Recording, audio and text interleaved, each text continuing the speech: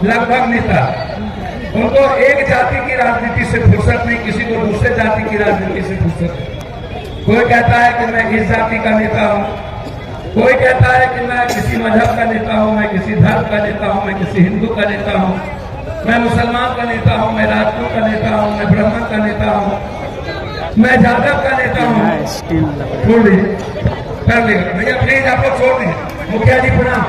सुरेंद्र बाबू बैठे, सही कह रहे सुरेंद्र, सही कह रहे भैया, रुको जाइए, सुन तो रहे हैं। इस बगल आवाज नहीं। हाँ, मेरा कहना बिल्कुल क्लियर है।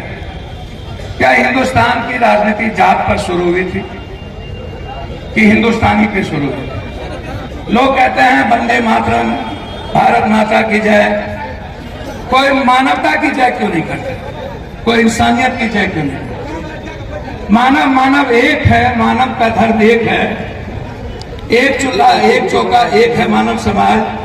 विश्व के नैतिकवान एक हो, विश्व के गरीब एक हो, विश्व के मजदूर एक हो, विश्व के बेरोजगार एक हो, विश्व बंधुत्व कायम हो।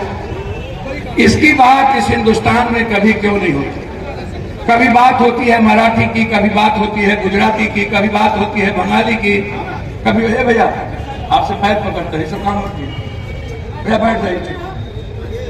कभी बात होती है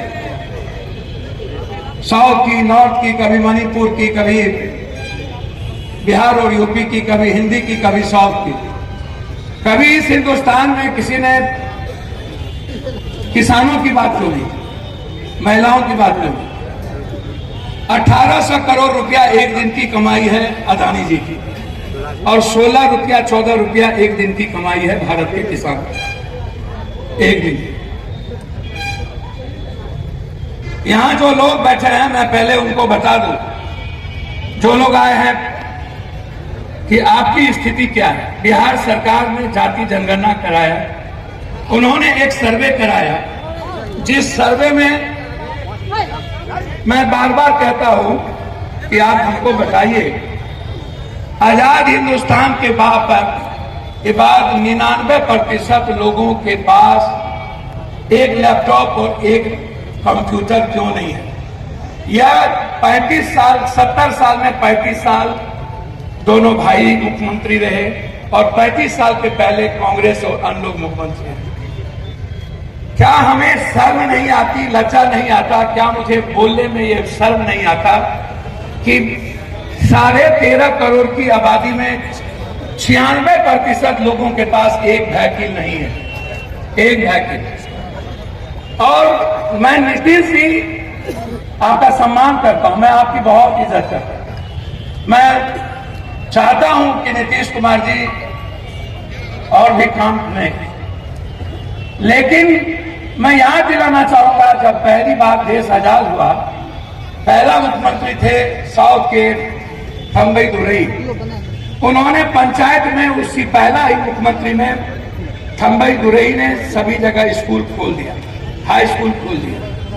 आजाद हिंदुस्तान के बाद 35 साल आप रहे, 8,372 गांव में मिडिल स्कूल क्यों नहीं? 6,283 गांव में हाई स्कूल क्यों नहीं?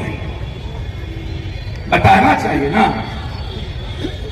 आप कहते हैं मात्र 9,23,000 आदमी ही आजादी के बाद से अभी तक बीए किया है। क्यों? ठीक है, कांग्रेस की सरकार ने काम नहीं की होगी, आप कहते थे, कहते हैं। हमने क्या किया? कांग्रेस ने तो सेंट्रल स्कूल आया, कांग्रेस ने तो दुनिया की सारी चीजें मैं गिनाने लगूं, उस पर गिनाने नहीं आया। लेकिन जब 35 साल हम लोग रहे, तो आप कहते हैं कि 9% आदमी के पास बीए नहीं है, और आपका के पाठक कहता है कि आपको मास्टर को 5 बजे रहना है, लड़के जाएं। 18,000 जीडी कॉलेज में स्टूडेंट है बेगूसराय में, और मात्र 19 कमरा है के पाठक जी। ना पंखा है, ना लड़कियों का शौचालय है, ना लैब है, ना टेक्नीशियन है। लगभग 42% साइंस टीचर, 64%, 68% साइंस टीचर नहीं है। इकोनॉमिक्स का नहीं है, सोशल साइंस का नहीं है। नीतीश जी, जब सोशल साइंस का टीचर नहीं होगा, आप यूपीएससी बीपीएससी जो कराना चाहते हैं, तो बच्चे किसी तरह गरीब आदमी पास करता है, कभी कहीं। आप बताइएगा ना। आप कहते हैं कि हम वही सवाल, सर्वे आपकी ही है और सर्वे सही है। जादवों की स्थिति मुसहर के बराबर है।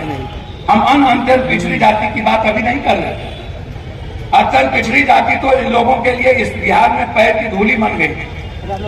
दलित का तो कोई सम्मान है ही नहीं। दलित को बता दिया गया है कि आप 5 किलो अनाज के लिए पैदा हुए हैं। मुसलमानों के लिए बता गया है कि आप चुपचाप रहिए, वोट देते रहिए, इधर उधर करिएगा तो आपको सब हिंदू मिलके काटेगा।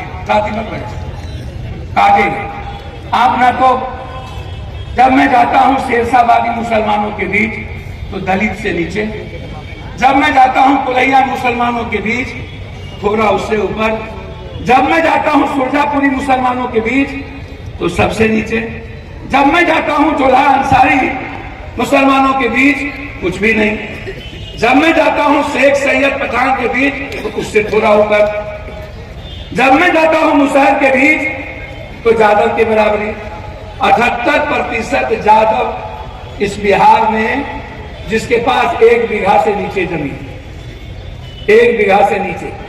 और मैं यहां पर बैठे हैं सारे लोग मंच पे। अब तो भारत का क्षेत्रफल जितना है, जमीन तो उतना ही है। जमीन कोई नेपाल और पाकिस्तान से तो आप लाइएगा।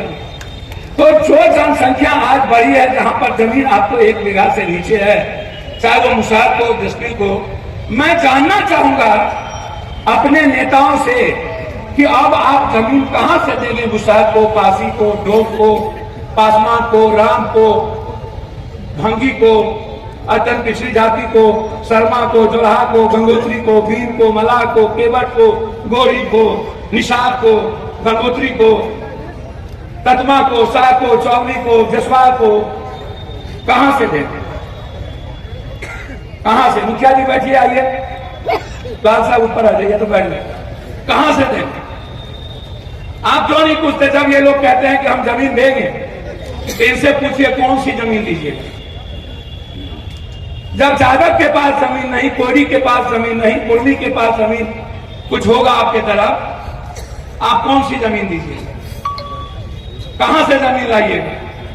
एक दलित के घर में 5 बच्चे 4 बच्चे जन्म लेते हैं।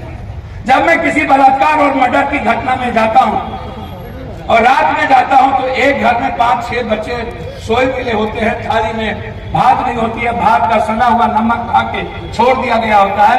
गरीबी का पता दिल्ली और पटना वाले को कहां से चलेगा? गरीब ही जीते कैसे? ताली मत बजे।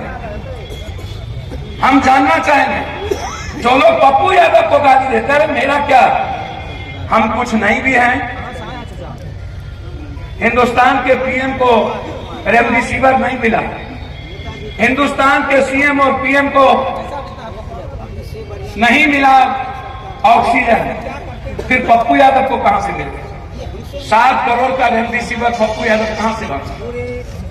हिंदुस्तान के एमएलए एमपी जो आप जिसको जिताते हैं, जब कोटा में बच्चा पढ़ते हैं, जब साउथ में बिहारी मारा जाता है, मणिपुर में, गुजरात में, और जब इस कोरोना में 1-1 लोग बाहर थे, तो क्या एमएलए एमपी की ये जिम्मेदारी नहीं थी कि अपने अपने विधानसभा लोकसभा का बस भेज के, पैसा भेज के अपने गरीब आदमी जो पेशाब, जो बाथरूम का पानी पी रहा है, 4 दिनों तक खाना नहीं खा रहा है, रूम में बंद किया हुआ फैक्ट्री का मालिक, क्या मैं आपसे पूछता हूं, क्या ये जिम्मेदारी एमएलए एमपी जब चुनाव में 10 करोड़, 7 करोड़, 4 करोड़, 5 करोड़, नगर पालिका में जब 40 करोड़ रुपया ये लोग खर्च करते हैं, तो क्या इन लोग की जिम्मेदारी नहीं थी?